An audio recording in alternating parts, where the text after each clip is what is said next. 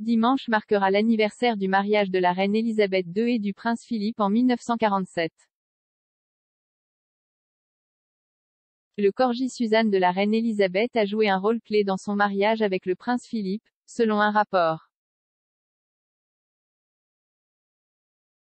La défunte monarque et son mari se sont mariés à l'abbaye de Westminster il y a 75 ans.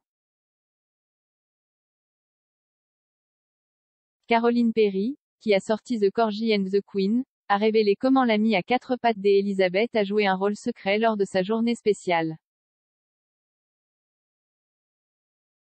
Alors que le couple royal montait en calèche sur le chemin de leur lune de miel, Suzanne était rangée sous un tapis avec une bouillotte pour la garder au chaud. Le corgi de Pembroke a rejoint les jeunes mariés de l'époque lorsqu'ils ont sauté à la gare de Waterloo pour un train à destination du Hampshire. La reine a été entourée de corgis tout au long de son enfance et de son règne ultérieur. Suzanne lui a été offerte par son père, le roi George VI, à l'occasion de son 18e anniversaire. Parlant du rôle de Suzanne lors du plus grand jour de la vie de la reine, Madame Perry a déclaré à People: « Beaucoup de gens se demandent pourquoi elle a choisi la race corgi. Les gens qui ont des corgis vous le diront, ce sont des chiens tellement incroyables, mais pas des chiens faciles. Ils sont très fougueux, certains de ces corgis ont eu des égratignures, Suzanne a eu des ennuis à quelques reprises.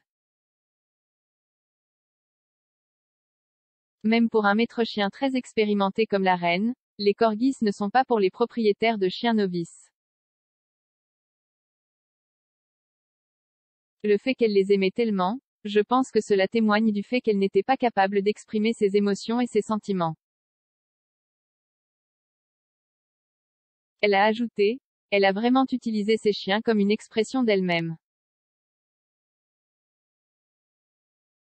Elle ne pouvait pas choisir sa vie, mais elle pouvait choisir ses compagnons. Le fait que ces corgis soient si fougueux, si vifs et si espiègles, je pense que d'une certaine manière c'était sa façon d'exprimer ce qu'elle ressentait à l'intérieur mais qu'elle n'était pas capable de transmettre. Elle était si droite et convenable et ne s'est jamais trompée de pied, n'est-ce pas? Pourtant, ces vilains chiens font toutes sortes de choses qu'elle aurait peut-être voulu faire.